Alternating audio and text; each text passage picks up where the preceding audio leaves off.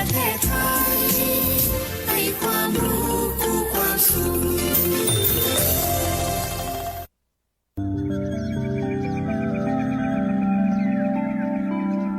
สถานีวิทยุกระจายเสียงแห่งประเทศไทยจังหวัดลำปาง FM 97 เมกะเฮิรตซ์เสนอรายการธรรมะยามเช้า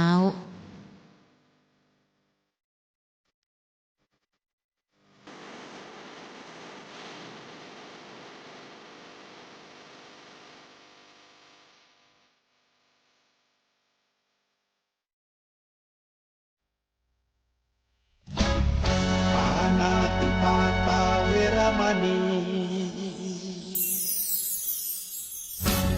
อทินนาทานาเวรมณีกาเมมุสาสุราเม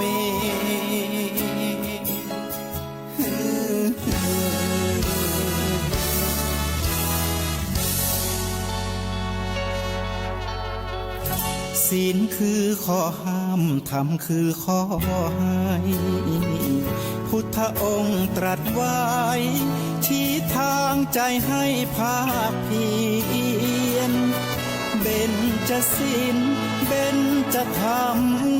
ท่องจำสมัยเราเป็นนักเรียนธรรมะไม่เคยแปรเปลี่ยน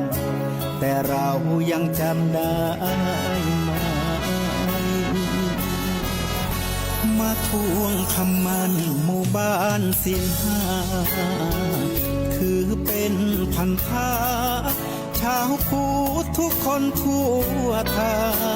ยสำนักพุทธขับเคลื่อนธรรมจุดเทียนสว่างที่กลางหัวใจสังคมจะร่มเย็นได้ศีลธรรมในใจต้องมีเบญจศีลว่ายังไงไหนลองท่องมาข้อหนึ่งห้ามฆ่าสัตว์ข้อสองห้ามลักทรัพย์ข้อสามห้ามประพฤติผิดในกามข้อสี่ห้ามพูดเท็จข้อห้าห้ามดื่มสุราแล้วเบญจะทำทั้งห้าว่าอย่างไรในบอกชัดๆขอรัตนาพุทธเทพารักษ์มเหสขานางอมราจันฟ้าตังเก่าคุ้มครองรักษาศรัทธาและคณะสงฆ์องค์ข้าเจ้ายอดอโนชาวหมิงมิตรขอให้มีความสุขสมหวังเหมือนดังเปื่อนคิดอย่าให้ผิดสักข้อสิ่งอันอุปัฏฐวะพยะชะกันข้อปีเดือนวันบ่หลอนเข้าแทงตัวลัคนาชะตาแรงแห้งเว้นจากหอมแปงตัวใจกันว่าควันนายพรากห่างเขตต้องจุงปิกสู่ห้องกายายาเมื่อผาดพังสลังสังกาตกตามมักคาเตียวตางไก่ลงในมักหงไทยคงคาทาราหลุมไตควรคืนมาไว้อย่าจ้ามีใจสำราญเจยบานสง่าขอเปื่อนพุทธสานิกชนสถาโภคาอยู่ดีอายุวันนะพระราสุขีเงินทองมากมีลาบยศหลายคันปรารถนาอันใดมักไฟว่าอันสมดังพรอันว่าไหวคืออยู่ดีมีความสุขชีวิตสดใสความตุกอกตุกกายคือหมดสิ้นไปความเศร้าหมองนี่คือหนีห่างไกลความสุขสบายคือมีใจทรัพย์สินเข้าของเงินคำบาทไตคือไหลมาจูหมากนักของคืออยู่ดีได้มีคนฮักสมมักเตียงมันบ่คายแม่นว่าขายก้าได้มาดังมาไอ้สมกับตัวนายได้กึดได้สร้างจะกึดอันใดตั้นใจไฟอ้างสมประสงค์ทุกทิศทุกทางแต่นั่นแหละนายเลยก็ขอเจริญพรขอบคุณกับกำข่าวตั้งเชียงใหม่เชียงใหม่เปิ่นพ่อนานเตจาได้มาหายมาห่ำกันในช่วงธรรมะยามเจ้าในรายการธรรมะยามเจ้าตัง2 ทองปาง FM 97 เมกะเฮิรตซ์วิทยุ แห่งประเทศไทยกรมประชาสัมพันธ์จังหวัดลำปางนะก็ขอถวายความเคารพหลวงพ่อเจ้าคณะจังหวัดลำปางหลวงพ่อรองเจ้าคณะจังหวัดหลวงพ่อเจ้าคณะอำเภอหลวงพ่อรองเจ้าคณะอำเภอหลวงพ่อเจ้าคณะตำบลพระสงฆ์องค์เจ้าเนี่ยพระเนรเถรน้อยทุกรูปทุกตนที่เปิดฟังรายการธรรมะยามเจ้าในช่วงตอนเจ้าในวันนี้และขออาศัยปั่มเพ็งบารมีสังฆรัตนะในการประพฤติวัดปฏิบัติธรรมสวดมนต์ทำวัดในกรณียกิจ4นั่นแหละเพื่อแผ่ให้กับคณะสัตยาญาติโยมเป็นธรรมะบารมีไปแต่ที่เป็นผู้ที่มักไข่ไฟธรรมทั้งหลายมีใจเป็นธรรมมีจิตเป็นธรรมมีกายเป็นธรรมทั้งหลายได้มีพลังผลว่าพลังภายในการดำเนินชีวิตในการต่อสู้ในการพิชิตมารทั้งหลายในการพิชิตความทุกข์ทั้งหลายคือหมดสิ้นไปในช่วงที่เขาจะต้องใจอารมณ์แห่งธรรมะนี่แหละชำระจิตของเขาชำระใจของเขาชำระกายของเขาคืออยู่กับตัวเขาคือได้ตรงเนี้ยแล้วก็หลังจากนั้นไปพบกับพยายามสร้างสรรค์พฤติกรรมของเขามุ่งไปสู่เป้าหมาย ในช่วงบันนี้คือใดเพื่อสร้างผลหัวสร้างพลังภายในเอาไว้สะสมเอาไว้เป็นวันไปบางคนฟังมาหลายปีดีดักแล้วตั้งแต่ก่อนโควิดเขาจดจำไปได้ว่าเขาเริ่มกันมาตอนไหนปีไหนเนี่ยก็คงจะกึดถึงตอนก่อนโควิดนะก่อนโควิดที่เขาเริ่มกันมาหลายผู้หลายท่านนะที่ยังคงติดตามยังแน่นแฟ้นตั้งแต่เขาเกิดมารวมกันนะเกิดมาตรงไหนเกิดมาจากรายการธรรมะยามเจ้ารวมกันมาบางคนก็แน่นแฟ้นมาจนในยุคปัจจุบันเขานะโดยเฉพาะการใจธรรมะเนี่ยในการนำเอาไปเป็นอาหารสติของเขาอาหารปัญญาอาหารบนเขาว่าการเตือนสติของเขาในการดำเนินชีวิตนะรายการธรรมะยามเจ้าก็ขออนุโมทนาขอบคุณกับสถานีวิทยุสทรปางของเขาด้วยการนำของคุณอัญชันสรล้ำผมด้วยการสถานีคุณกาญจนาอินทาหัวหน้าฝ่ายรายการคุณแอลชุติการเราใช้คุณก้อยอัชราพรป้องจันทร์คุณปัญหาสุญาเป็นต้นทีมงานสทรปางเขาฝ่ายช่างเขาก็ยังมีหัวหน้าประสานทิมทองหัวหน้าฝ่ายช่างหัวหน้าประสานเขาแล้วก็นุ่นแหลมเพชรนันตาแสงคนภูพิงพงศ์ศิริแสนแล้วก็ช่างต่อแล้วก็อีกคนเนี่ยก็คือคุณประยุทธ์พงษ์ดวงชมพูช่างติ๋วที่เข้ามาช่วยการเจองานแล้วก็ดูแลเอาใจใส่ในเรื่องของการเผยแพร่ธรรมะแล้วก็การให้ข่าวสารข้อมูลต่างๆตั้งแต่ตอนเจ้ามาเปิดสถานีไปตัวแล้วก็ปิดสถานีไปตัวนั่นแหละคือฝ่ายช่างก็เปรียบเสมือนคนขับรถอันนี้เป็นต้นที่จะมาป้าหมูเขาไปแอลตั้งลายที่หลายแห่งนึกสภาพเอาฝ่ายช่างเขาก็จะควบคุมเครื่องยนต์ก็จะควบคุมสถานที่คือรถเนี่ยมันไปสู่เป้าหมายได้จะดีหรือบ่ดีเครื่องยนต์ดีหรือบ่ดีก็ขึ้นอยู่กับฝ่ายช่างเขาว่าฝ่ายช่างเขาจะดูแลเรื่องเสียงเรื่องภาพเรื่องการสื่อสารต่างๆเทคโนโลยีต่างๆอันนี้ก็คือฝ่ายช่างเขาเป็นหัวใจหลักสำคัญในการขับเคลื่อนอย่างจากนั้นประกอบก็ขึ้นอยู่การบริหารจัดการต่างๆคือหัวใจคือหัวเทียนเครื่องยนต์หัวเทียนก็เปรียบเสมือนผู้บริหารเครื่องยนต์ก็เปรียบเสมือนฝ่ายช่างเขาการขับเคลื่อนไปในสถานที่ต่างๆบอดี้มันก็เปรียบเสมือนพนักงานรอบข้างเขาไปอย่างที่มีประสิทธิภาพคุณภาพอันนี้เป็นต้นอันนี้คือทางสทรปางรวมไปถึงพนักงานเจ้าหน้าที่ฝ่ายต่างๆตีอยู่ด้วยกันมายังเตือนเขาว่าหู้จักหู้ใจกันพร้อมกับคณะสัตยาญาติโยมผู้ฟังทุกคนทุกท่านโดยที่อยู่ต่างบ้านเปิดฟังรายการธรรมะยามเจ้าแต่ละหัวข้อธรรมต่างๆในการบรรยายธรรมแต่ละรูปแต่ละตนไปที่เป็นเสียสละเวลามาออกอากาศบอกว่าจะเป็นพระครูสิริธรรมบัณฑิตเจ้าวาดวัดเมืองมูลร้องภูมิด้วยการวิทยาสงฆ์นครลำปางท่านพระครูสถิตธรรมวิพัฒน์เจ้าวาดวัดบรรลัยศิลาทองเจ้าหน้าตำบลวิจัยเขต 3ที่เปิดมาบรรยายธรรมกันในช่วงตอนเจ้าที่เสียสละเวลามาออกอากาศให้กับคณะสัตยาญาติโยมได้ยินได้ฟังได้ ปนหัวได้สนิทชิดเชื่อกันเป็นสัมพันธชนรวมกันนะในรายการธรรมายามเจ้าหลังจากนั้นปุ๊บเนี่ยถ้าเป็นติดคัดอย่างต่างๆฝ่ายช่างเขาก็จะตัดเข้าไปหาสถานีวิทยุแห่งประเทศไทยประจำของท่านพระมหาไพบูลย์อภิปุโนนะเป็นต้นหรือเป็นจะเอาเทปเอาอย่างมาออกอากาศกันไปนะแต่ในช่วงบ้านเขาก็ยังมีพระสงฆ์องค์เจ้าเขาที่ปฏิบัติหน้าที่กัน3 รูป 3 ตนเป็นกองทัพธรรมนะกองทัพธรรมเป็นผู้เสียสละนะตื่นเจ้ามาบรรยายธรรมให้กับพระศรัทธาญาติโยมเอาหัวข้อธรรมของพระพุทธเจ้าเขาเนี่ยมาเผยแผ่นะให้กับพระศรัทธาญาติโยมไปในใส่จิตใส่ใจคือทุกคนได้มีสติในการดำเนินชีวิตได้มีสติในการยับยั้งชั่งใจ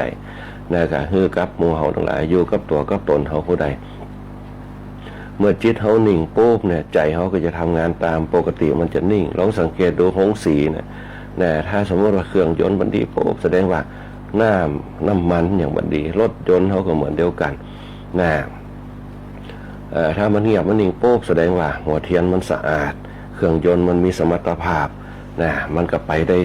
ตามเป้าหมายเขานั่นเองนะชีวิตคนเขาก็เช่นเดียวกันเขาต้องดูแลจิตของเขาดีใจของเขาดีกายของเขาดีนะถ้าจิตดีจะมีสติจะมีสัมปชัญญะนะถ้าจิตดีจะมีสติสัมปชัญญะจะมีปัญญาเนี่ยประสาทต่างๆเนี่ยที่มีความรู้สึกต่างๆมันจะทำงานได้อย่างหู้หน้าที่ของตัวเขาหายใจเข้ารู้หายใจออกรู้หายใจเข้าหายใจออกหายใจหายใจยาวหายใจสั้นอันนี้เป็นต้นเมื่อเขาหายใจได้ดีปุ๊บอากาศกับอารมณ์มันผสมผสานกันทำให้เขาเนี่ยเป็นห้องว่ามีปีติเกิดในสมองมีปีติเกิดในจิตของเขาเนี่ยเป็นห้องเอโดฟินเนี่ยสารแห่งความสุขเนี่ยมันจะเกิดขึ้นมาเนี่ยเขาเนี่ยสุมาอภัยตัวเนี่ยในช่วงตอนเจ้าเนี่ยมันจะเป็นห้องลมจะขึ้นเนี่ยเวลาอู้ตอนเจ้าเนี่ยอันนี้เป็นตัวเนี่ยคณะศรัทธาญาติโยมทั้งหลายอู้ไปปุ๊บเนี่ยเวลามันจะขึ้นนะอันนี้ก็เป็นเปรียบเสมือนการบริหารจิตบริหารใจบริหารกายเขานะในการดำเนินชีวิตเขาบริหารจิตบริหารใจบริหารกายนะถ้าจิตเขาดีปุ๊บนิ่งมันจะเบาหวั่นไหวมันจะมีสติมันจะมีสัมปชัญญะมันจะมีปัญญาในการดำเนินชีวิต เนี่ยเพื่อให้สร้างหัวใจเขาเนี่ยบางให้วันไหวนะให้ตั้งมั่นให้มีศรัทธาให้มีผลว่าธรรมะความอดทนธรรมะเนี่ยขันติความอดทนอยู่ในจิตอยู่ในใจของตัวธรรมะความข่มใจขันติความอดทนธรรมะความข่มใจมีขันติความอดทนข่มใจอดทนมีการรู้จักปล่อยวางเนี่ยมาด้วยเป็นต้นอันนี้เป็นเท่าว่าจะมีธรรมะแต่ละข้อเนี่ยมาประทับอยู่ในจิตของเขาอันนี้แหละคือเป็นเท่าว่าการบริหารจิตบริหารใจแล้วก็บริหารกายครบองค์ประกอบของการดำเนินชีวิตเขาเมื่อบริหารจิตบริหารใจเขาได้ปุ๊บร่างกายมันจะเนี่ยให้เขาตื่นตัวในการทำงานแต่ละวันเนี่ยเขาเนี่ย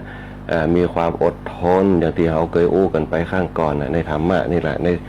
วิธีที่เขาจะเดินทางไปตามตัวก้นพระพุทธเจ้าเขาเนี่ยมีความอดทนเนี่ยเกิดขึ้นความอดทนขันติมีอยู่2 อย่างหนึ่งอธิวาสนะขันติ อันที่2คือติขาขันติตั้งนอกขันติตั้งในขันติตั้งจิตขันติทั้งใจขันติทั้งกายนั่นแหละเขามีขันติ1อดกลั้น2ขันติความทนทานที่เขาว่าอดทนแล้วก็อดกลั้นขันติความอดกลั้นเนี่ยมันเป็นอำนาจของจิตของคนเขาอดกลั้นเขาข่มใจไม่ได้บางคนกั้นมาได้โป๊กกับอูมาไปเลยเนี่ยเอาเรื่องอย่างมาอูเนี่ยถ้าเขาอดกั้นมาได้เพราะเขาจะข่มใจข่มจิตเขาได้ข่มจิตข่มใจเขาได้ว่าเขาจะเบาเขาจะเฉยกับสิ่งเหล่านั้นเขาต้องรู้จักตัวเก่าเขาได้เขามีสัมปชัญญะเนี่ยสติเนี่ยเขาควบคุมระลึกได้รู้ตัวระลึกได้รู้ตัวกึดได้หูตัวเฉยไปก่อนฟังเนี่ยเตี่ยเฉยไปก่อนฟังเนี่ยเตี่ยฟังเฉยไปก่อนจุดด้วยไปก่อนร้องให้เขาเสร็จแล้วร้องเขาทำเสร็จแล้วก็ว่าก็อย่างกันทำใจให้จุ่มเย็นๆเอาไว้ก่อนอดทนอดกลั้นนั่นแหละเขาว่าอดกลั้นเนี่ยเป็นเรื่องสำคัญเป็นจุดเริ่มต้นแล้วก็อดทนเพื่อไว้เฉย นะบางอย่างมันจะแน่นอนเสมอไปโดยเฉพาะในยุคปัจจุบันมีสิ่งเล่าขานมีสิ่งเล่ามีสิ่งอู้กันนักเขาต้องเจือแหมอย่างอู้แหมอย่างคน10 คนอู้เหมือนกันสักคนเพราะฉะนั้นเขาต้องใจความอดทนบอกว่าจะเป็นครอบครัวเขาก็เหมือนเดียวกันครอบครัวนี่จะต้องใจความอดทนสูงเนี่ยเขาจะไปไฟในอย่านำออกไฟนอกอย่านำเข้าเนี่ยอย่างนั้นมีคราเศรษฐีสอนนางวิสาขาเนี่ยเขาต้องมีความอดทนเรื่องการกินการอยู่นะการกินก็คือเข้าป่าอาหารที่เขาไปเสาะหามาการอยู่อดทนการอยู่รวมกันนะอดทนอดกลั้นนะกู้หัวตัวเมียจะต้องรู้จักอดทนอดกลั้นพ่อแม่ลูกต้องรู้จักอดทนอดกลั้นนะลูกศิษย์ลูกหานักเรียนก็ต้องใจความอดทนอดกลั้นนะถ้าเขาบอกอดทนอดกลั้นเนี่ยเขาจะเป็นบนห้องเคียงบาเคียงไรเหมือนกับว่า หัวเปี้ยงกันเนี่ยมันก็ไปกันตลอดในการดำเนินชีวิตเขาโดยเฉพาะ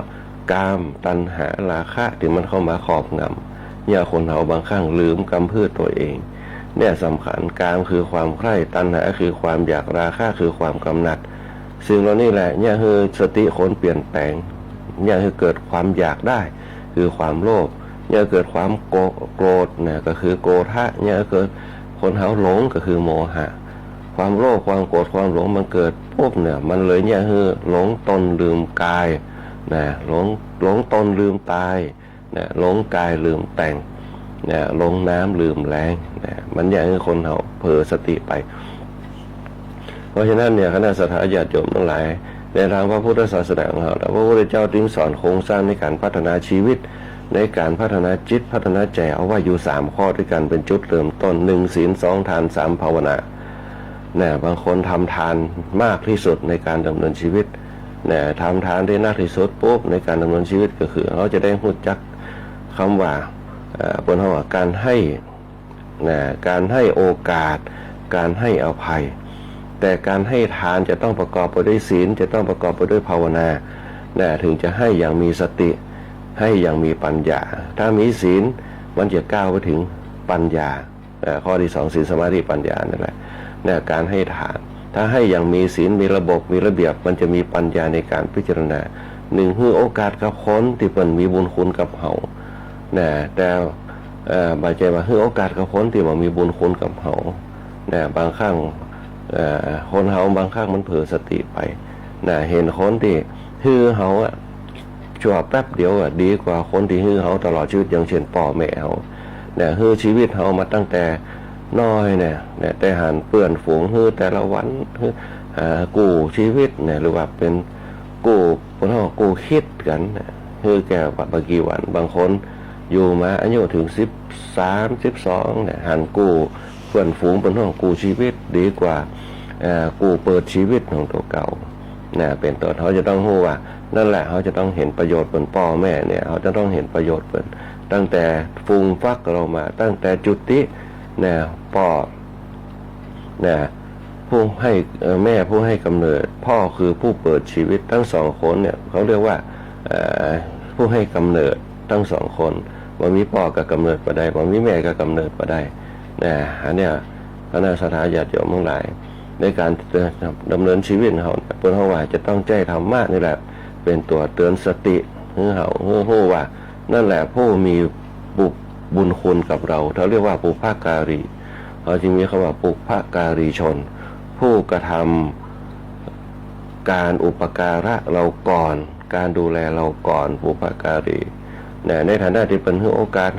เขาอาจจะท้อแท้ว่าเขาบอกมีพ่อบอกมีแม่เตี้ยเนี่ยเขาก็อยู่กับชีวิตของเขาถึงจะได้ก็ตามเขาต้องมีพ่อมีแม่ถึงพ่อแม่จะไปอยู่กับเขาเนี่ยเขาก็ต้องกำเนิดออกมาจากพ่อจากแม่เป็นไข่ก้อนหนึ่งเป็นเลือดก้อนหนึ่งที่เกิดออกมาเพราะฉะนั้นเนี่ยเขาจะต้องสร้างชีวิตของเขาให้มันเป็นประโยชน์พระพุทธเจ้าคนถึงบอกว่าชีวิตเนี่ยคือการสร้างประโยชน์เนี่ยถ้าเขาทำดีก็จะเป็นประโยชน์มากถ้าเขาทำไม่ดีก็มีประโยชน์น้อยเนี่ยเพราะฉะนั้นสร้างความดีเอาไว้นักเขาจะมีความสุขไปที่ไหนเขาก็สบายจิตสบายใจไม่ต้องกลัวภัยมาทำร้ายไม่ต้องกลัวภัยเนี่ยมาคุยเขา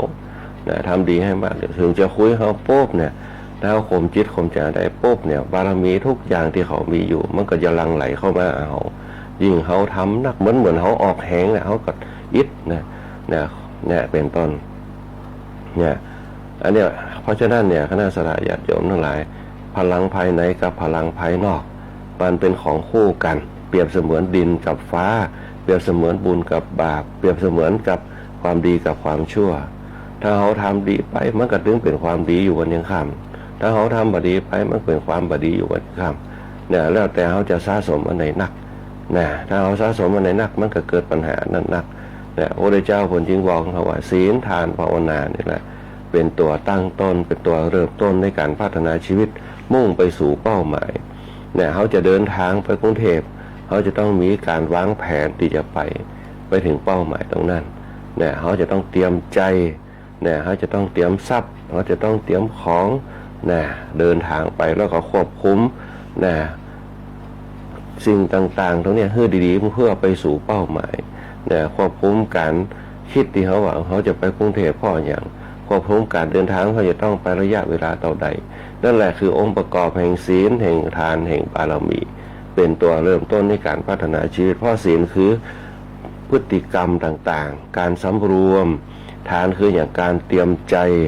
นะภาวนาคืออย่างก็คือจุดมุ่งหมายที่เราอยากจะไปนะทั้ง3อย่างในการพัฒนาชีวิตเราเนี่ยเป็นพื้นฐานในกระแสจิตของเขาเพื่อที่เขาจะไปพัฒนาศีลสมาธิปัญญาไปขั้นที่2ขั้นที่2มันก็แตกขึ้นมาแหมแตกเป็นองค์ประกอบหลายๆด้านในการขั้นที่3มันก็พัฒนาขึ้นไปแตกไปหลายๆด้านจนในที่สุดปุ๊บทั้ง3อย่างก็เป็นธรรมะที่เขาจะต้องเอามาพัฒนาชีวิตว่าจะเป็นปฏิจจสมุปบาทกะว่าจะเป็นอิทัปปัจจยตากะมันจะวนไปตามนั่นนะอันเนี้ยคือการพัฒนาชีวิตให้ยั่งยืนจนในที่สุดข้ามภพข้ามชาตินะอันเนี้ยเป็นต้นเพราะนั้นเนี่ยในขณะที่เขาเริ่มต้นอยู่ที่เขาจะพัฒนาไปเบื้องหน้าเนี่ยคือเขามีความสุขที่สุดบางครั้งบ่มีอะไรอย่างกินเนี่ยเขาบ่มีอะไรอย่างกินพวกเขาก็อยู่กับตัวเขาได้โดยปัญญาในการพัฒนาว่าเขาจะต้องวันนี้เอาอย่างมากินเนี่ยถ้าเขาเกิดว่าใจสตังมันก็เป็นปัญหาในการแลกเปลี่ยนแต่เขาเกิดว่าเนี่ยการจะกินของเขาเนี่ยมันมีอย่างพ่องที่เขาจะกินได้เนี่ยกล้วยกะผลไม้กะอย่างไปแต่ละวันไปในการพัฒนาถ้าคนเขามันมีปัญญามันจะหาวิธีการมาเองมีประมาณอยู่แกนเดียวเขาจะอยากจะได้มีกล้วยอยู่เครือเดียวเขาจะอยากจะได้ในการพัฒนาคนเขาถ้ามีปัญญามันจะทำได้หมดนะอาจจะเอากล้วยเนี่ยมาตากก็ได้นะโดยที่พอต้องลงทุนตากแล้วก็ขายก็ได้อันละบาท2 บาทสะสมไปจากบาทจาก2 บาทจาก3 บาทไปสะสมไปในการพัฒนาชีวิตเขานะเขาต้องเริ่มต้นไปเพราะเขาบ่มีทุนเนี่ยนะถ้าเพิ่นมีทุนก็ดีไปอย่างแต่เขามีทุนในด้านปัญญานะอาตมาภาพเคยเห็นนักปอก้าหลายคนที่เพิ่นมีธุรกิจใหญ่ๆนะในสมัยตะก่อนยิ่งนักนะอันนี้เป็นต้นเพิ่นเริ่มต้นก่อตั้งขึ้นมานะที่บางคนบอกว่าเสื้อผืนหมอนใบเนี่ยเป็นต้นบางคนไต่เต้ามาจากบ่มีอย่างสักอย่างในการตั้งต้นชีวิตจนในที่สุดมีร้านก้าใหญ่โตขึ้นมาในการพัฒนานะอย่างที่เขาเคยโอ้กันว่าอยู่ดีมีสุขอยู่เย็นเป็นสุขบ้างมีสีสุขโดยการเก็บหอมรอมริบนะในยุคสมัยแต่ก่อนนั่นแหละคือโครงการพัฒนาชีวิตหรือการวิธีการพัฒนาชีวิตเขาจะต้องมีศีลมีทานมีภาวนาเป็นพื้นฐานเป็นเบื้องต้นไปสู่จุดเป้าหมายสูงสุดก็คือสมถะวิปัสสนาเข้าถึงความดับทุกข์อย่างสิ้นเชิงอันเนี้ยคือการพัฒนาชีวิตเขาจะเจริญร้อยตามพระพุทธบาทของพระพุทธเจ้าในบนข้อว่า45 พรรษาที่เขาได้อู้กันปรีผ่านมาว่าจะเป็นในเรื่องของพระเถระทุกรูปเนี่ยที่การก่อตั้งพระพุทธศาสนาการเริ่มต้นพระพุทธศาสนาจนในที่สุดพรรษาที่2พรรษาที่4ที่เขาอู้ไปกันข้างก่อนว่าจะเป็นโอวาทปาติโมกข์ว่าจะเป็นขันตินะในพุทธศาสนาของเขาเนี่ยขันติเนี่ยถือว่าเป็นธรรมะเป็นเพราะว่าเป็นธรรมะเป็นแกนหลักเลยก็ว่าได้ที่เขาอยู่กันได้ก็เพราะขันติคือความอดทนความอดทนอดกั้นเพราะว่าจะเป็นอดทนอดกั้นต่อคำกล่าวล่วงเกินอดทนอดกั้นต่อคำยุแย่อดทนอดกั้นต่อสภาพดินฟ้าอากาศอดทนต่ออดท่ากั้นแล้วก็โดยใจคนเขาว่าใจจิตของเขาไปเกี่ยวเนื่องกับกรรมคือการกระทำคนเขาเนี่ยเจอเรื่องกรรมเนี่ยมันจะยากเขาสบายใจนะกรรมดีกรรมดี เนี่ยเป็นต้นกรรมุนาวัตติโลโกสัตว์โลกย่อมเป็นไปตามกรรมถ้าเขานึกถึงเรื่องกรรมของเขามันเป็นที่เขาต้องทำแบบที่เนี่ยเขาเกิดมาตุกเขาก็ต้องทำกรรมที่ต่อไปทำงานให้นักหาเงินได้นักเนี่ยอันนี้เป็นต้นเขาว่าเขาจนเขาตุกยากเขาก็ต้องดิ้นรนหาทางออกด้วยสติปัญญาเนี่ยพระพุทธเจ้าบอกว่านัตถิปัญญาสมาภาแสงสว่างเสมอด้วยปัญญาไม่มีปัญญาโลกัสสมิปโชโตปัญญาเป็นแสงสว่างในโลกนะฮะอันนี้คือการพัฒนาชีวิตเขาบ่ย่อท้อเขาบ่ท้อถอยเขามีความอดทนเขามีความเพียรนั่นแหละคือทรัพย์สมบัติที่ดีที่สุดสำหรับตัวเขาแล้วเขาจะว่าเขาบอกว่าเขาจะไปที่ไหนพัฒนาภายนอกพัฒนาภายในมันย่อมไปสู่เป้าหมายด้วยกันทั้งสิ้นแล้วก็ประสบความสำเร็จในสมัยพุทธกาลเนี่ยพระเถระทั้งหลายอุบาสกอุบาสิกาแจ้งความอดทนเป็นที่จ้างที่พึงในการพัฒนาชีวิตหลังจากนั้นก็พัฒนาไปหาความภาคเพียรพยายามก็คือวิริยะความภาคเพียรเนี่ยปริเยนะทุกขามเจติคนจะล่วงทุกข์ได้ด้วยความเพียรเนี่ยถ้าเขาตุกเขาก็ต้องมีความเพียรนะในเรื่องของธรรมะในวันนี้จะมาต่อถึงเรื่องของนิพพานนิพพานเนี่ยอาจจะเป็นหลักการเบื้องต้นเนี่ยที่เขาเราจะต้องนำเอามาเป็นแนวทางก่อนนะดับนะนิพพานคือความดับนะดับเป็นอย่างของตุกพื้นฐานตุกสูงสุดปรมัตถสุขนะตุกสูงสุดนะที่ตุกที่สุดเนี่ยคืออย่างนะตุกแห่งปัญญาของเขาบางครั้งคิดหาทางไปได้หาทางไม่ออกบอกไม่ถูกปุ๊บเนี่ยปัญหาจนตรอกมืดมนต่างๆนะเนี่ยอย่างไม่ได้ติดผลเขาถ้ามีปัญญาพร้อมกับสติสัมปชัญญะเนี่ยจะหาทางแก้ปัญหาได้ง่ายๆและอีกอย่างหนึ่งก็ใส่อาหารสติเข้าไปก็คือธรรมะหลักเหตุผลเนี่ยใส่สติเข้าไปเติมน้ำยาเข้าไปเหมือนรับน้ำมันเป็นเติมหัวเชื้อเข้าไปครับเพิ่มพลังเข้าไปเนี่ยปัญญาถ้าขาดสติเนี่ยมันก็พลาดพลั้งได้เนี่ยปัญญาถ้าขาดสัมปชัญญะมันก็ทำให้พลาดพลั้งได้เพราะปัญญามีเพื่อนสนิทก็คือสติกับสัมปชัญญะนะนิพพานสองอย่างเนี่ยหนึ่งเพิ่นห้องว่านิพพานตีอุปาทิเสสนิพพานอุปาทิเสสนิพพานนิพพานที่มีอุปาทิเหลือนะอุปาทิเหลืออันที่สองคืออนุปาทิเสสนิพพานนิพพานที่ไม่มีอุปาทิเหลือนะอุปาทินี่เป็นชื่อของขันธ์ห้านะขันธ์ห้านะอุปาทิสิ่งที่เกิดขึ้นนะสิ่งที่อุบัติขึ้นนะในรูปในเวทนาในสัญญาในสังขารในวิญญาณนะขันธ์ห้าลักใหญ่เนี่ยพระพุทธเจ้าสอนว่าสัอุปาทิเสสนิพพาน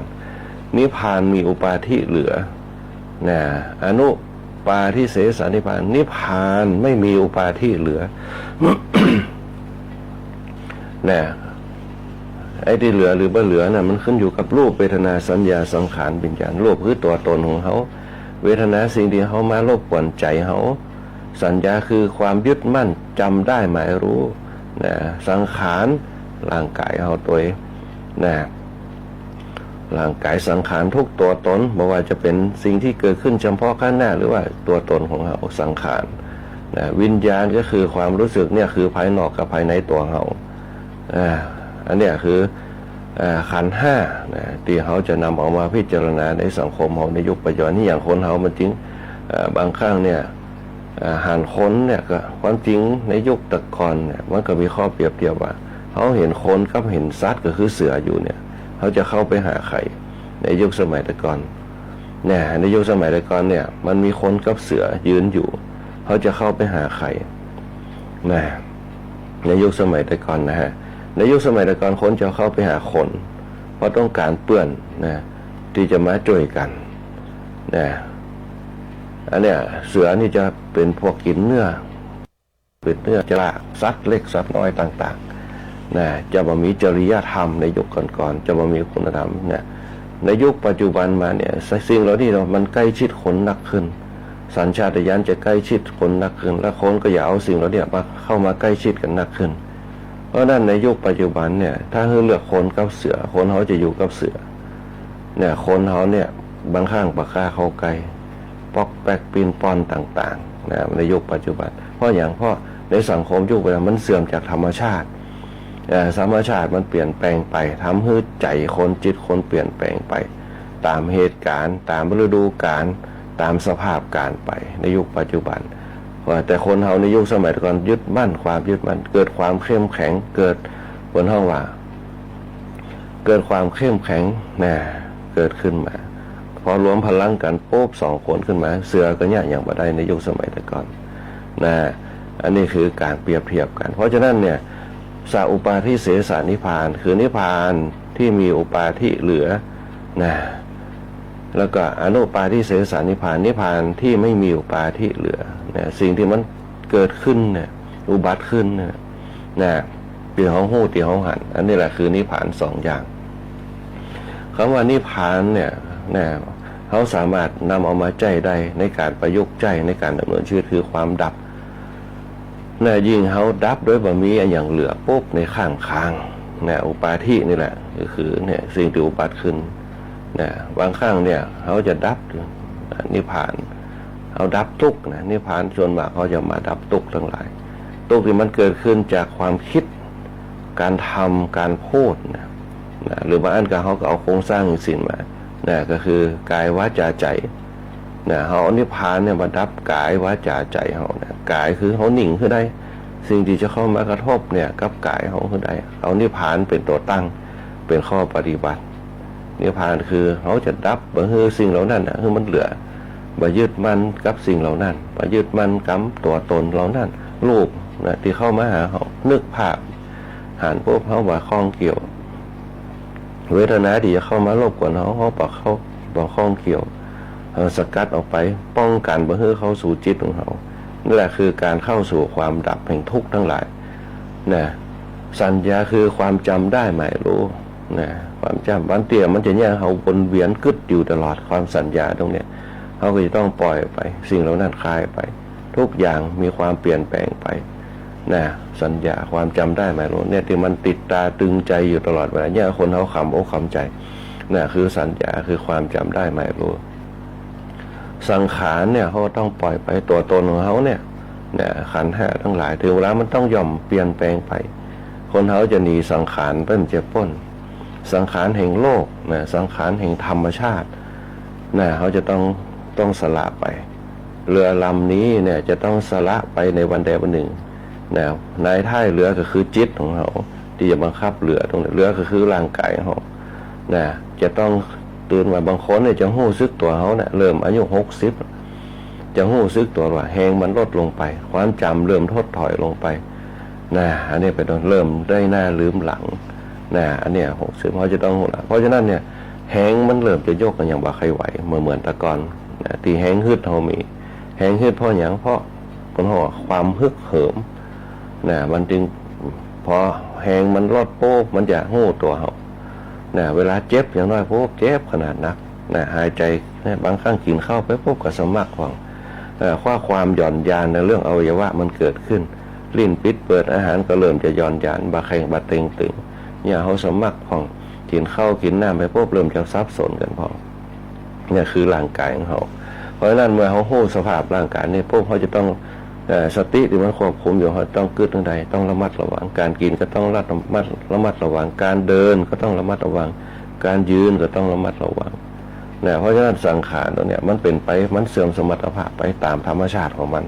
ถ้าเอาหูปุ๊บเนี่ยสังขารเนี่ยปล่อยไปเนี่ยจิตเป็นจริงห้องเป็นตามไปกฎของแต่ละคืออนิจจังทุกขังอนัตตา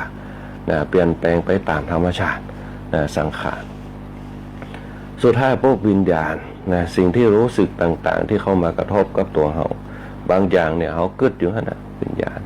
ตัวเขาพวกเขาจะต้องอยู่กับตัวเขาเอาวิญญาณเขามีความรู้สึกที่ดีๆเกิดขึ้นให้ได้ในการดำเนินชีวิตประจำวันของเขาจะอยากจะได้ให้เกิดประโยชน์ให้เกิดความสุขให้เกิดปีติให้เกิดบารมีให้เกิดอานิสงส์เขาให้ได้นะวิญญาณตัวนี้แหละปนห้องว่าจะเป็นตัวสื่อสารเป็นตัวนำทางไปหาสิ่งดีๆเหล่านั้นเพื่อเขาไปสู่เป้าหมายเขาเรียกว่ารูปเวทนาสัญญาสังขารวิญญาณนะ เนี่ยสติปัฏฐานสี่ที่จะเป็นตัวกำหนดในสังขารขันธ์ในเบญจขันธ์ทั้งหลาย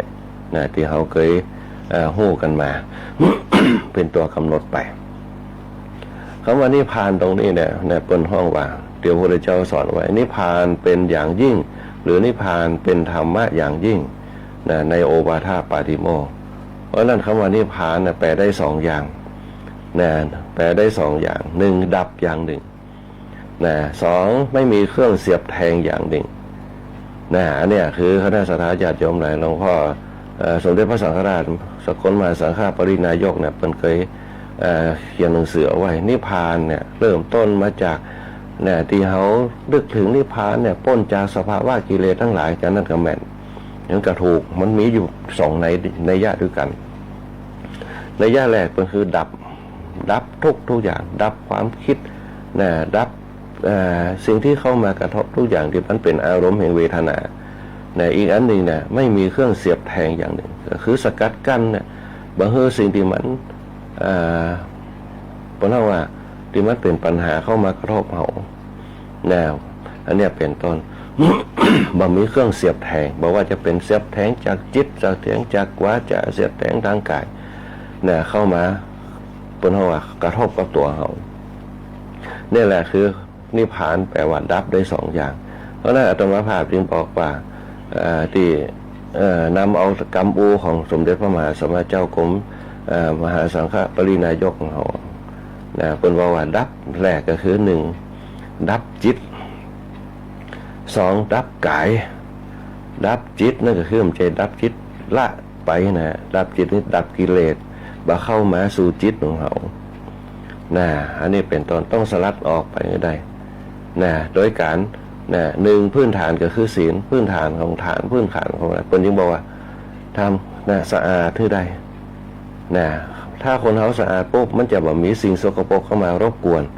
มันจะยากเขาสดชื่นนี่คือดับสิ่งต่างๆเหมือนกับเขาเนี่ยการอิดมาไม่เหนื่อยเขาอาบน้ำแล้วกระชุ่มกระชวยนะมันจะสดชื่น เป็นห้องสะอาดนี่แหละคือพื้นฐานที่จะก้าวไปสู่การพัฒนาชีวิตตีละเอียดขึ้นมาสว่างก็คือเนี่ยจะได้ก็ได้เนี่ยเขาสว่างสวยเนี่ยเขาบนห้องปลอดโปร่งโล่งสบายให้ได้คือฐานนะฮะ นี่คือดับปัญหาตรงนั้นที่มาเป็นสนิมติดตัวเขาบ่จำเป็นต้องเอาสิ่งปัญหามากึดเขาจะต้องเอาสิ่งที่มันเป็นปัญญาสิ่งที่มันเป็นความดีสิ่งที่มันเป็นประโยชน์แต่ละวันให้ได้นะนี่เป็นต้น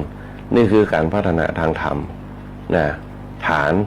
เป็นห้องฐานปล่อยวางให้ได้ถ้าคนเขาสะสมได้นักปุ๊บมันจะปล่อยวางให้ได้อันนี้ตามโลกธรรมตามโลกธรรมแล้วก็อีกอันหนึ่งก็คือสิ่งเป็นห้องว่าจะต้องเนี่ยสิ่งเหล่านี้เนี่ยคืออยู่กับจิตคือไม่หวั่นไหวให้ได้นิพพานคือความดับทุกข์ทั้งหลายบ่ให้ความทุกข์เข้ามากำกับเห็นความทุกข์คือปัญญาเห็นความทุกข์คือสิ่งที่ต้องพัฒนาเพื่อบ่ให้มันเกิดปัญหามักหมมสะสมเอาไว้จนเกิดความทุกข์จนในที่สุดก็คือเสื่อมสลายไปอันนี้คือนิพพานคือความดับเพราะว่าดับพื้นฐานก็คือดับกิเลสของเขาได้โดยเฉพาะไฟแห่งราคะคนเขาถ้าติดอยู่ในแห่งไฟแห่งราคะคือความกำหนัดแล้วปุ๊บเนี่ยเดี๋ยวกามมันก็จะตามมาเมื่อกามคือ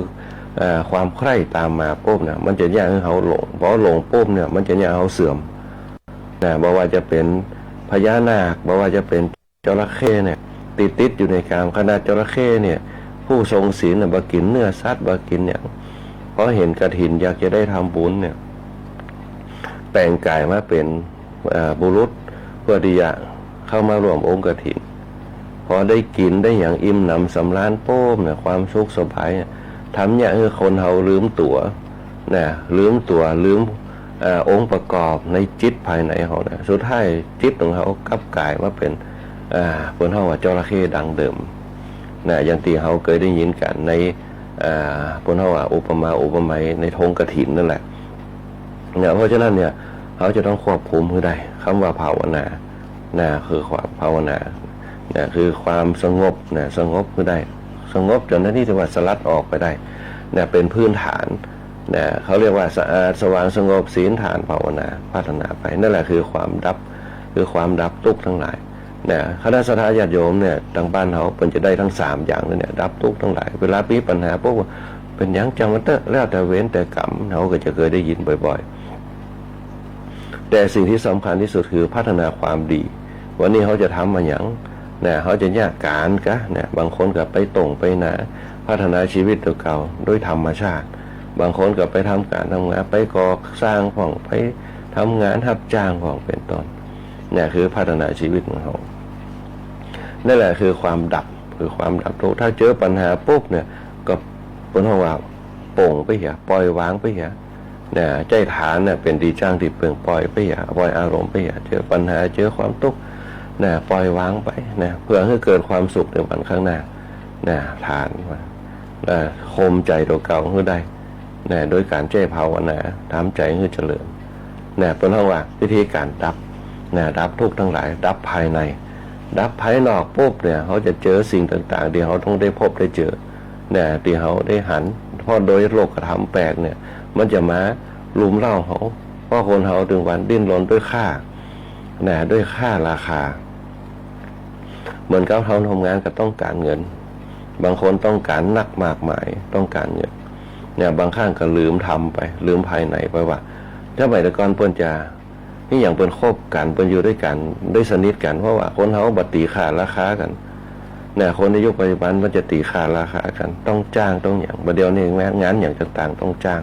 ไปอย่าต้องจ้างถ้าบ่มีเงินมันไปตลอดแต่คนเท่าสมัยแต่ก่อนเนี่ยคนเท่าแก่เปิ้นบ่กินแห้งเปิ้นใจแห้งกันทรายแห้งกันเขาจึงมีการเปิ้นเท่าว่าตอบแทนกันบ่ว่าจะเป็นตอบมือทรายมือกันเกิดขึ้นในยุคสมัยแต่ก่อนเขาจะมีคำว่าเนี่ยเงินเนี่ยซื้อซัก4คนบ่ได้ในยุคสมัยแต่ก่อนเนี่ยจะบ่มีจะเอาเงินมาแลกกับซักสีเนี่ยคนเขาสมัยก่อนซักสีมันกินบ่ได้แต่มันมีความรู้สึกที่ดีๆเกิดขึ้นกับจิตของคนเราเนี่ยคนในยุคก่อนๆเปิ้นจึงมีซักสีเนี่ยใครจะมาล่มซักสีเปิ้นบ่ได้เนี่ยเปิ้นจึงฮู้จักเกียรติฮู้จักซักสีตัวเก่าคนในยุคสมัยแต่ก่อนเนี่ยคนเขาในยุคปัจจุบันปุ๊บเนี่ยเพื่อหาเงินเนี่ยมันจึงเกิดเหตุการณ์อย่างมากมายเนี่ยบ่สิ้นสุดสักเตือในสังคมจะยุคปัจจุบันเขาเนี่ยถ้าเขา เปิ้นฮ้องว่า ดับภายนอกบ่ฮือเข้ามาเสียดแทงโดยเฉพาะราคะคือความกำหนัด กามคือความใคร่เนี่ยตรงนี้เป็นต้น ตัณหาคือความอยากต้อง3ตัวเนี่ยเมื่อบันดาลคือครับจิตกับใจเฮาบ่ได้ปุ๊บมันจะเนี่ยเฮาหลงพอหลงปุ๊บกลับคืนบ่ได้ปุ๊บมันก็จะเกิดโลภะโทสะโมหะตามมาเป็นตัวยิ่งใหญ่ที่เฮาเคยเห็นข่าวๆกันที่มันเป็นอยู่ในปัจจุบันเฮานะเพราะนั้นนิพพานเนี่ย จึงแปลความหมายได้2นัยยะก็คือ1ดับ2ไม่มีเครื่องเสียบแทงอย่างหนึ่งนะที่แปลว่าดับนั่นน่ะเพราะซับเนี่ยมาจากคำว่าวาก็คือแปลว่าพัด นี่แปลว่าปฏิเสธวาก็คือผาเนี่ยตัวผ้าแปลงผ้าเป็นผ้านั่นน่ะนี่เนี่ยเป็นตัวปฏิเสธนี่เข้าลงนี่ไม่มีนะแปลภาษาบาลีนะแปลว่าแปลโดยตรงก็คือดับนะส่วนที่แปลว่าไม่มีเครื่องเสียบแทงนั่นน่ะก็เพราะโดยอัตถกถาเนี่ยเป็นคำว่าจุดหมายสูงสุดคำว่านิพพานน่ะเป็นคำเก่าๆเนี่ยที่มีใจก่อนพระพุทธเจ้าตรัสรู้เนี่ยมีความหมายถึงว่าจุดสูงสุดของลัทธิปฏิบัติ นี่ นะพระพุทธเจ้าจึงที่ได้ตรัสรู้ก็ได้นำเอาตัวเนี้ย มาใจหมายถึงจุดสูงสุดของพุทธศาสนาของแต่มีความหมายเฉพาะในพระพุทธศาสนาซึ่งต่างไปจากความหมายเดิมๆนะความหมายเดิมๆของเขานะเพราะฉะนั้นเนี่ยคำว่านิพพานเนี่ยคือ มันมีได้2ในนะได้2ในหนึ่งความดับทุกข์ที่เป็นพื้นฐานอย่างที่อาตมาภาพได้บอกกับคณะสัตยาญาติโยมหลายครั้งว่าดับทุกข์พื้นฐานเขาคือได้อย่างเช่นเขาตื่นขึ้นมาปุ๊บเขาอยากจะมีความสุขความสุขของคนเขาคืออย่างคือราคาก็คือเงินราคาก็คือราคาเนี่ยความกำหนัดที่เขาต้องการยิ่งได้นักซ้ำมีความสุขนะได้น้อยกับพอกินพอใจก็สบายไปอยู่ได้นักก็มีความสุขเนี่ยเอาเน้นกับตรงนั้นในยุคปัจจุบันมันก็เลยเป็นราคาอย่างกระจ้างเป็นราคาหมดตีค่าไหม เหมือนกับเขาจะกินข้าวถ้าบ่มีเงินก็สร้างมาบ่ได้ตรงกันข้ามกับคนในยุคก่อนๆบ่มีเงินก็อยากกับข้าวได้นะมีพริกแค่เกลือหอมอยู่ในห้องปุ๊บเอาพริกเอาอย่างเอาบัตเตดมาตามปุ๊บนะก็ได้ในยุคสมัยเอามะขามน้อยมาใส่ก็ได้นะอันนี้เป็นต้นปลูกบักถั่วฟักเหนียวเอาบักถั่วฟักเหนียวมาตำพริกแค่เกลือหอมจบนะแต่ประเดี๋ยวไม่ได้นะตำส้มก็ต้องใส่หมูย้อผ่องใจของทะเลผ่องเนี่ยไปกันหมดเนี่ยแล้วก็ต้องใจเงินแล้วของทะเลมันอยู่ต่างถิ่นเขาจะต้องใจการโดยสารไปมาเนี่ยต้องบวกเงินขึ้นไปและนี่เป็นต้นในการพัฒนาชีวิตเขาเนี่ยในยุคปัจจุบันจึงใช้ราคา ตีค่าราคานักเหมือนในยุคสมัยแต่ก่อนเขานะอันนี้เป็นต้นเนี่ยนิพพานคือความดับสองอย่างนะหนึ่งความดับสองไม่มีเครื่องเสียบแทง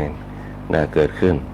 นะพระพุทธเจ้าอธิบายอย่างเช่นคำว่าตัณหายะวิปหาเนนะนิพพานังอติวุจตินะเพราะละตัณหาเสียเนี่ยเรียกว่านิพพานนะละตัณหาได้คือความอยากได้นั่นแหละคือนิพพานคือความดับแห่งตัณหานั่นแหละคือการเริ่มต้นนั่นแหละคือเขาจะไปขึ้นนิพพานคือโลกุตระสุขนิพพานก็คืออมตะเนี่ยใจมันก็แม่นอยู่แต่ว่ามันสูงมันคนละระดับกันแต่ถ้าเขาใจนิพพานคือความดับอย่างเช่นเขานั่งสมาธิเนี่ยเขาสามารถสกัดความตุกในการนั่งเขาเจ็บก้นเขาเป็นเนบเขาดับนั่นแหละคือนิพพานคือความดับทุกขั้นพื้นฐานนะอย่างที่เขาอู้กันไปเนี่ยคำแปลเปิ้นดับขั้นพื้นฐานดับเครื่องเสียบแทงที่จะเข้ามากล้ำกลายนั่นแหละคือความดับเป็นการพัฒนาก้าวย่างที่จะไปสู่อนุปาทิเสสนิพพานนะอย่างที่เขาอู้กันไปที่นะเขาจะก้าวสู่อนุปาทิเสสนิพพาน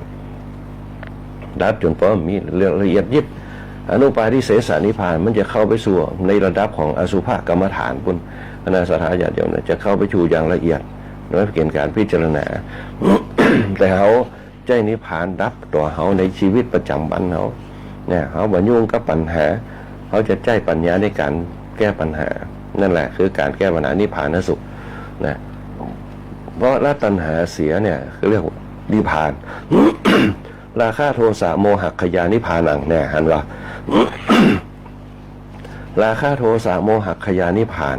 ชื่อว่านิพพานเพราะสิ้นราคะเพราะสิ้นโทสะเพราะสิ้นโมหะ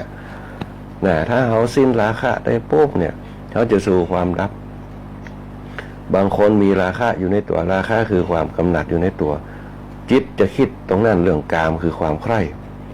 จิตจะคิดในเรื่องของตัณหาคือความอยาก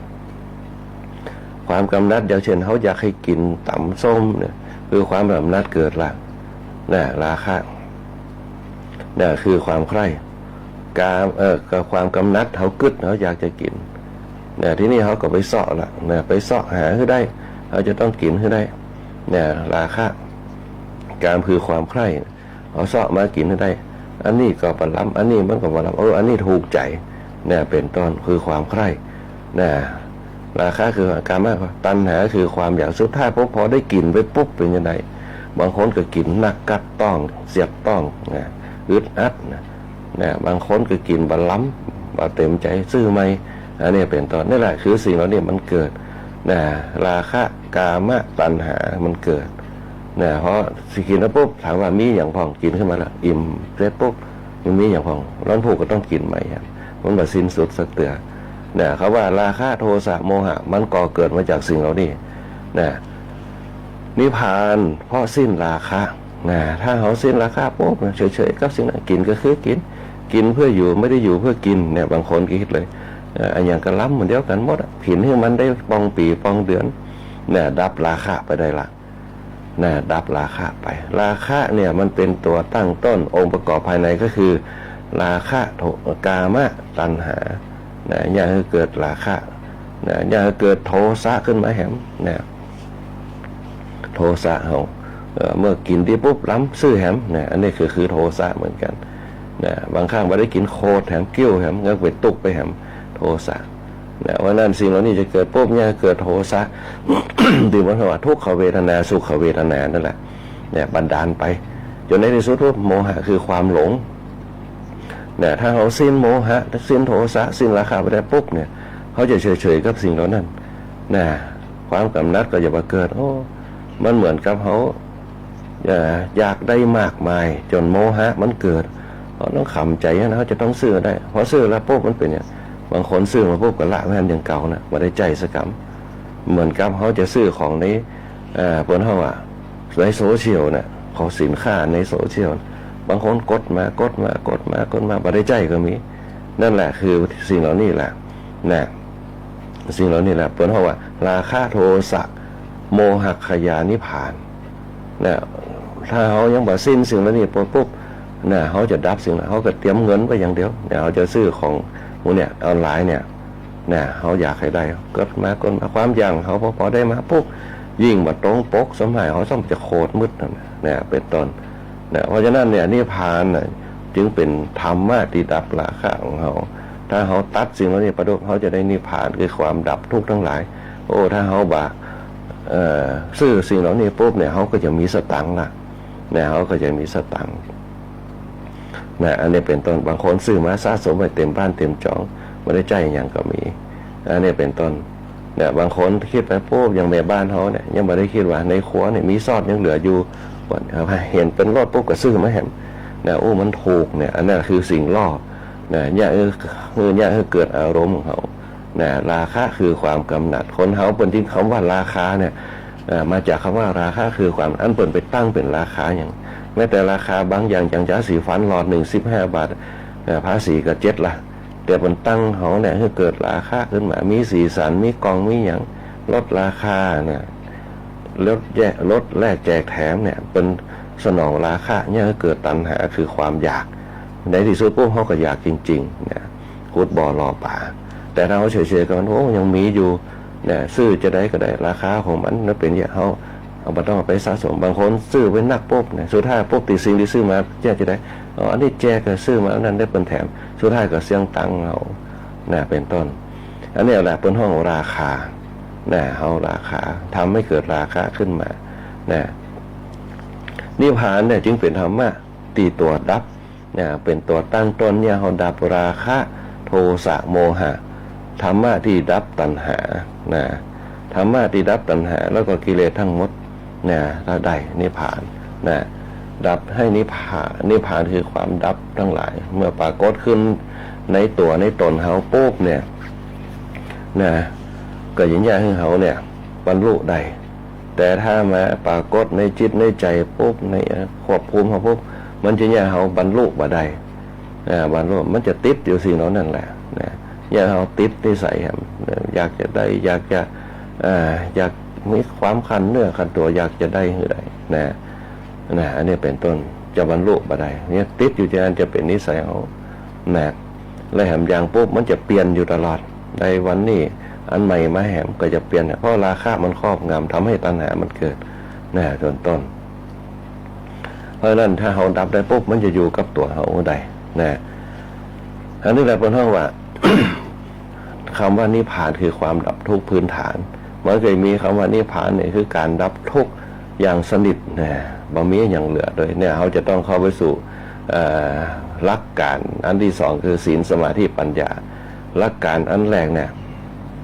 นิพพานที่มีอุปาทิเหลือก็ยังเป็นกิเลสเขาอยู่คือศีลทานภาวนายังมีเหลืออยู่บางเตือยังมารบกวนอยู่แต่เขาจะเฮือสนิทปุ๊บเนี่ยเขาต้องไปศีลสมาธิปัญญาเนี่ยอย่างที่บอกเอาไว้นะศีลสมาธิปัญญามันก็เริ่มก้าวเข้าไปสู่ความสงบเราสังเกตพอแต่คนไหนที่มีศีลมีทานมีภาวนาเนี่ยจะเป็นคนที่มีสติอยู่ตลอดบางครั้งรักษาศีลบางครั้งปฏิบัติอยู่ในศีลบางครั้งคือฐานบางครั้งเนี่ยมาสงสัยในฐานนะเริ่มก็จะเป็นห้องว่าศีลสมาธิปัญญาละคือฐานด้วยบาสงสัยนะแล้วเขาเข้าสู่ศีลสมาธิปัญญาสิ่งที่เราศึกษามาดีแล้วตั้งมั่นดีแล้วนะ นั่นแหละเขาบาสงสัยสักอย่างเนี่ยนิพพานคือมีอุปาทิเหลือเนี่ยเขาเริ่มจะใกล้เข้าในที่สุดปุ๊บเนี่ยเขาก็พัฒนาไปอย่างที่บอกเอาไว้อะศีลสมาธิปัญญาสมาธิมันจะเป็นตัวเนี่ยเขามีสติตั้งมั่นพอสติตั้งมั่นปุ๊บสัมปชัญญะก็จะหู้ตัวปัญญาก็จะเกิดหลักและเหตุผลมันจะให้เขาจำได้หมายรู้นะอันนี้เป็นต้นเนี่ยลักษณะของต้นห้องว่าอุปาทิเนี่ย ดีกว่าอุปาสะอุปาทิเสสนิพพานที่มีอุปาทิเหลือเนี่ยคือเป็นเพราะว่าอุปาทิตรงนั้นคือรูปเวทนาสัญญาสังขารวิญญาณนะนิพพานที่เรามาใจในชีวิตประจำวันเนี่ยอย่างเช่นรูปเขาเห็นก็เห็นสักว่ารูปเนี่ยเขาจะไปซื้อของพวกเขาเนี่ยเดี๋ยวก่อนใจเย็นๆเก็บสตังค์ก่อนนะอยากจะได้รถเก็บสตังค์ก่อนอยากจะได้ของนั้นถ้าเขาอยากเฉยๆไว้ก่อนใจเย็นๆฟังใจห้อนเตี้ยนะคอยพอว่ามันดีหรือบัดีพิจารณาไปนั่นแหละคือสัพปาทิเสสนิพพานนะลูกเนี่ยที่เขาหันอยู่นะมันจะถูกกับเขาก็เวลาซื้อมาแล้วพวกในพิจารณาเนี่ยถ้าคนเขาเคยซื้อมาแล้วเคยแจ้งมาแล้วเขาก็ไปถึงปุ๊บก็เปี่ยวเลยนั่นนะเป็นต้นนะอันนี้ก็คือพวกเราบางเตือนมันติดอยู่นะยังติดอยู่เนี่ยเหมือนกับมนุษย์คนเราอะไรยังติดอยู่นะถึงขั้นที่ว่าศีลสมาธิปัญญาก็ยังติดอยู่นะยังติดอยู่ในสิ่งเหล่านี้เวทนาสัญญาสังขารวิญญาณเป็นธรรมดานะนิพพานของพระอรหันต์ที่ยังมีชีวิตอยู่เนี่ยเหมือนกับบางทีบางแห่งที่เป็นปฏิบัติถึงธรรมะจ้ำสูงเนี่ยที่เป็นพระอรหันต์ที่เป็นพระเป็นเพราะว่าอริยสงฆ์ต่างๆที่ยังมีชีวิตอยู่ก็คือละอาสวะกิเลสได้หมดละอาสวะกิเลสทั้งหลายกิเลสไม่ว่าจะเป็นราคะโทสะโมหะอันนี้เป็นพื้นฐานเบื้องต้นจนแยกให้เกิดโลภะโทสะโมหะอันนี้เขาราคะโทสะโมหะถ้าละอาสวะสิ้นหมดเนี่ยแต่ยังมีขันเป็นจะขันอยู่เนี่ยดำรงชีวิตอยู่เป็นห้องว่าสัพปาทิเสสนิพพานสัพปาทิเสสนิพพานเมื่อมีพระอรหันต์รับขันก็คือ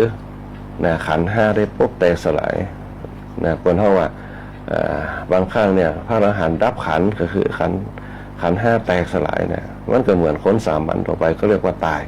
แต่ถ้าเป็นพระอรหันต์เป็นห้องว่านิพพานบางครั้งเนี่ยมีตัวตนอยู่ดับกิเลสทั้งหลายแต่เป็นห้องนิพพานคือความดับคือความดับทั้งหลายเป็นห้องว่านิพพานนิพพานเรียกว่าอนุปาทิเสสนิพพานอันนี้เป็นต้นเพราะฉะนั้นเนี่ยทั้งสองนัยยะเนี่ยหนึ่งนัยยะก็คือมีอุปาทิเหลืออุปาทิก็คือยังมีเหลือยังติดข้องอยู่อีกอันหนึ่งก็คือปฏิข้องแหละในขันธ์ห้าปฏิข้องปล่อยอารมณ์ไปทั้งสองอย่างนี้จะมีนัยยะความละเอียดอ่อนเพิ่มขึ้นมาแหมเดี๋ยวเขาก็อู้กันในคราวต่อไปเพราะว่าเขาอู้เป็นพื้นฐานเบื้องต้นก่อนอันแรกเนี่ยเขาสามารถทำได้อย่างที่บอกเอาไว้กับคณะสัตยาญาติโยมนะคำว่านิพพานเขาสามารถทำได้หนึ่งดับทุกข์เหตุก่อนราคะโทสะโมหะเนี่ยดับเพื่อได้เหตุก่อนราคะที่มันอยู่ในตัวเขาราคะโทสะโมหะเนี่ยทั้งสองทั้งสามอย่างจำไว้ให้ดีว่าราคะโทสะโมหะขยานิพพานนิพพานเพราะสิ้นราคะโทสะโมหะตรงนี้สำคัญในขณะที่เขายังเป็นมนุษย์อยู่หลังจากนั้นไปปุ๊บพอเขาพัฒนาศีลสมาธิปัญญาเขาก็จะได้จิวะอนุปาทิเสสนิพพานนิพพานที่ไม่มีอุปาทิเหลือบอกว่าจะเป็นรูปเวทนาสัญญาสังขารวิญญาณมันเกิดอย่างบ่เหลือบ่นึกถึงปฏิข้องในสิ่งเหล่านี้ในเบญจขันธ์ทั้งหลายทุกอย่างมีอนิจจังกฎของแต่ลักษณ์อสังคตธรรมเป็นลักษณ์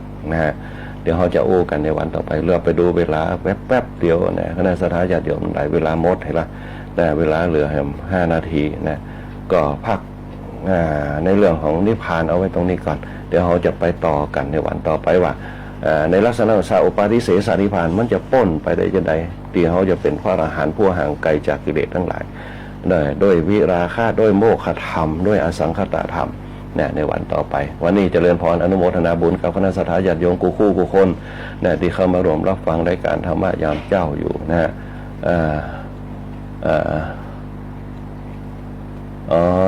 เดี๋ยวคณะสัตยาญาติโยมเจริญพรมันเจริญพรขอบคุณกับคุณโยมสรวุฒิโดยโยมสมพรโดยคุณโยมธนชาติโดยคุณโยมแสงเดือนโดยคุณโยมลาโดยแล้วก็โยมอัมภัยโดยแล้วก็คุณโยมแดงหวานโดยแล้วก็คุณโยมลาวันแล้วก็คุณโยมรพดลคุณโยมเพนคุณโยมอุศรีคุณโยมบญชนกคุณโยมเพนศรีคุณโยมพิสมัยโดยแล้วก็คุณโยมฟองคำโดย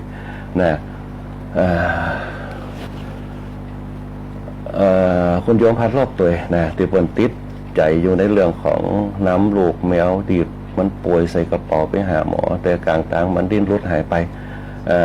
ผมจะบาปไหมอันนี้ก็ เจตนาเขาเนี่ยเป็นเจตนาที่ดีอยู่แล้วนะแต่เขาติดในเรื่องของมันหายไป เพราะนั้นเขาก็ต้องปล่อยไปตามบนหัวกรรมของเขาที่รุดหายไปเขาติดว่าแผ่เมตตาให้เขามีชีวิตรอดนะมีชีวิตรอดเพราะว่าเป็นกรรมของเขาที่เขาลดออกไปเนี่ยที่เขาจะหาเขาไปได้อันนี้คือบาปเนี่ยคือขั้นต้นเขาจะได้บุญตัวในการช่วยเหลือเขาละกรรมของเขามีแค่นี้เขาอาจจะลดไปนะในเรื่องของกรรมของเขาอาจจะรอดพ้นก็ได้อาจจะไปเจออย่างสิ่งดีๆไปก็ได้นะอันนี้เป็นต้นถ้าเขาไปติดอยู่ในเรื่องว่าเหมือนกับเอาไปทิ้งอย่างเขาไปติดตรงไหนเขาต้องแผ่เมตตาเขาว่าเนี่ยจงเป็นสุขเถิดอย่าได้มีเวรแก่กันและกันเลยปล่อยไปตามกรรมของเขานะถ้าเขาหาเขาไปได้ถ้าเขาติดอยู่ตรงนั้นปุ๊บมันจะอยู่ติดตัวเขาจะคิดหนักเพราะการคิดนักจิตตกนี่แหละเป็นเรื่องสำคัญมากเพราะเขาต้องปล่อยไปนะเนี่ยลุดไปแล้วปุ๊บขอให้แคล้วคลาดปลอดภัยขอให้อยู่เย็นเป็นสุขต่างๆนะสัพเพสัตตาเวลาโหนตัวสัพเพสัตตาสุขิตาตัวสุขีอัตตานังปริหารันตุเหมือนหลวงปู่เขาเป็นโดยแผ่เมตตาไปบางครั้งทุกสิ่งทุกอย่างมันเป็นธรรมดาสิ่งเหล่านี้นะเป็นธรรมดาเขาต้องปล่อยไปขอให้ชีวิตเขาอยู่รอดปลอดภัยสิ่งที่เขาช่วยเหลือถือว่าเขาชงเขาไปละในตรงนี้นะเป็นต้นอันนี้ก็สบายใจได้นะคุณโยมผัดลบเนาะในเรื่องของการช่วยเหลือเป็นเรื่องเป็นเรื่องของเมตตาเขาได้อยู่แล้วนะมีความฮักต่อเขาเมตตาความเอ็นดูเนี่ยเขาก็ได้ผมวิหารธรรมสี่กรุณามุทิตาคือยินดีกับเขาไปเขาอาจจะได้เจ้าไหนใหม่ดีๆก็ได้นะอันนี้เป็นต้นนะอุเบกขาคือความวางตัวกันนึกถึงว่าเนี่ย